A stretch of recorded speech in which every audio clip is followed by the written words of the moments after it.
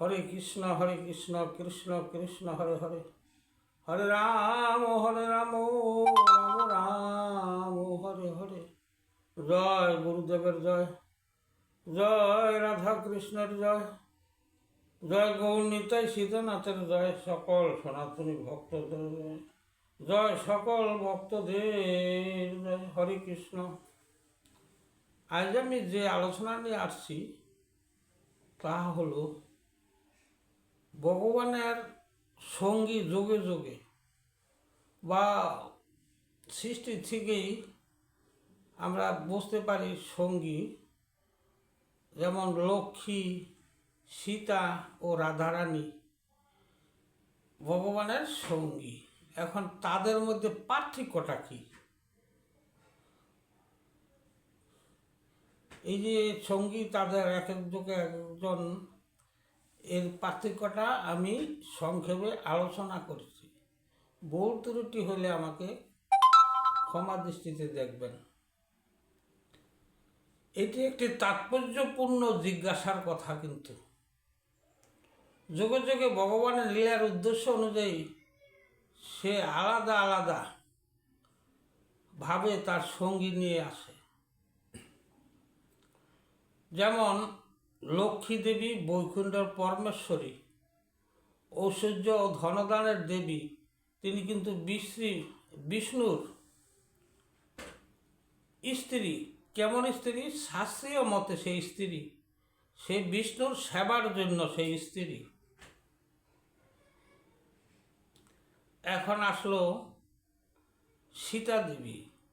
সীতা ত্রেতাযুগের রামের পত্নী, অর্থাৎ স্ত্রী, বিবাহিত স্ত্রী, ধর্মপত্নী ও সহধর্মিণীও বলা হয়। রাম মর্যাদা পুরুষোত্তম। এই সীতা দেবী তার স্ত্রী রূপে ছিল, তাদের কিন্তু সন্তানাদিও ছিল। এখন কথা হইল, এই যে দাপর যুগে রাধারানীর কথা বলতেছি, রাধা কৃষ্ণ আমরা বলি, শ্রীমতী রাধারানী শ্রীকৃষ্ণের আহ্লাদিনী শক্তি, অর্থাৎ কৃষ্ণকে আনন্দ দেওয়ার জন্য শক্তি। আর মাধুর্য প্রেমের একটা প্রতীক। সামাজিক মতে তার স্ত্রী নন, সে হলো কি আত্মার অর্ধাঙ্গিনী। সে কিন্তু কোনো দেহের অর্ধাঙ্গিনী না। ওটা আমরা যেই বলি যে এই জগতে যে স্ত্রীকে অর্ধাঙ্গিনী অনেকে বলা হয়, ভগবানের কাজে যে সাহায্য করে তাকে অর্ধাঙ্গিনী বলে, কিন্তু দৈহিক তাদের সাথে কিন্তু সম্পর্ক আছে। রাধারানীর সমস্ত এই দৈহিক সম্পর্কের বাহিরে, তারা কিন্তু আত্মার সাথে সম্পর্ক। কীরকম? তারা এই আত্মার অর্ধাঙ্গিনী। সে কৃষ্ণের আর রাধা একই আত্মা। আচ্ছা, যাই হোক, এখন তারা যে স্ত্রী হইল, রাধারানী কেন কৃষ্ণের স্ত্রী হলেন না? এর কারণটা কি? রাধা কৃষ্ণের প্রেম হলো অপ্রাকৃত প্রেম। এখানে শুধু পরকীয়া ভাব, অর্থাৎ আত্মার সাথে আত্মার প্রেম। পরকীয়া বলতে আত্মার সাথে যার আত্মার প্রেম, এটি হলো পরকীয়া। আর স্বকীয়া আমরা বলি কাকে? দৈহিক মিলন যাদের হয়। যেমন এ জগতে সামাজিক হিসাবে একজন পুরুষ একজন স্ত্রীকে বিয়ে করলো, তারা কিন্তু দৈহিকভাবে তাদের মিলন হয়। আর এখানে কিন্তু তা না, তার আত্মার সাথে তাদের প্রেম। আর দৈহিক প্রেমের তো প্রশ্নই উঠতে পারে না। দেব দেবতারা মানব জাতির এই প্রেম করা বা এই পরকীয়া, এই আত্মার প্রেম করা কিন্তু তাদের দ্বারা সম্ভব না।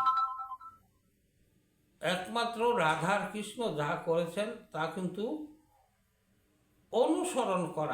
অনুকরণ করতে গেলে সে বিপদে পড়বে। রাধাকৃষ্ণ এক, তারা কিন্তু আলাদা নয়, তাদের এক সত্তা, তাদের আলাদা কোনো সত্তা নাই। রাধারানী আহ্লাদিনী শক্তি আলাদা হওয়ার উদ্দেশ্যে শ্রীকৃষ্ণকে আনন্দ দেওয়ার শক্তি, এই জন্য তাকে দেহ আলাদা করা হয়েছে।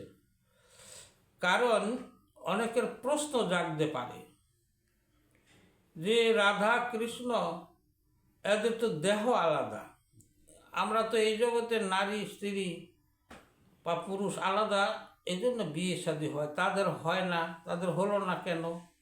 এটি কিন্তু একটা প্রশ্ন তার জাগতে পারে। তাই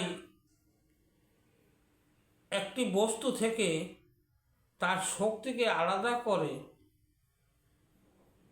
বিয়ে করা সম্ভব নয়। তাই রাধাকৃষ্ণের বিয়ে সম্ভব নয়। এখানে আমরা রাধাকৃষ্ণের আলাদা দেখি, নারী পুরুষ আসলে লীলার জন্য আলাদা। ভগবান লীলার জন্য সে কিন্তু তার এই আত্মাটা আলাদা করে দেহের ভিতরে দিয়েছেন, কিন্তু তাদের কৃষ্ণের আত্মা শক্তি তা কিন্তু রাধারানীর, তারা কিন্তু একই আত্মা একই শক্তি। এই জন্য তাদের সাথে বিবাহ হয় নাই। আর আমরা এই জগতে যারা বিয়ে শাদী করি তারা কি করি, আত্মা আলাদা থাকে, সব কিছু আলাদা থাকে, দেহ আলাদা থাকে, কিন্তু এই ক্ষেত্রে এটা সম্ভব না। এই সাধারণত লোকের জন্য, যাদের আত্মজ্ঞান নাই, তারা কিন্তু এইটা বোঝাটা খুব দুঃসাধ্য।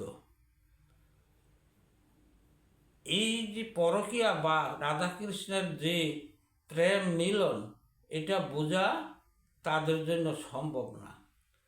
তাই আজকের আলোচনা ছিল যে ভগবানের সঙ্গীদের মধ্যে পার্থক্যের কথা এবং রাধা রানীকে কেন কৃষ্ণ স্ত্রী হলেন না, এই সম্বন্ধে যে আলোচনা করলাম। যদি কোনো ভুল ত্রুটি হয় আমাকে ক্ষমা দৃষ্টিতে দেখবেন।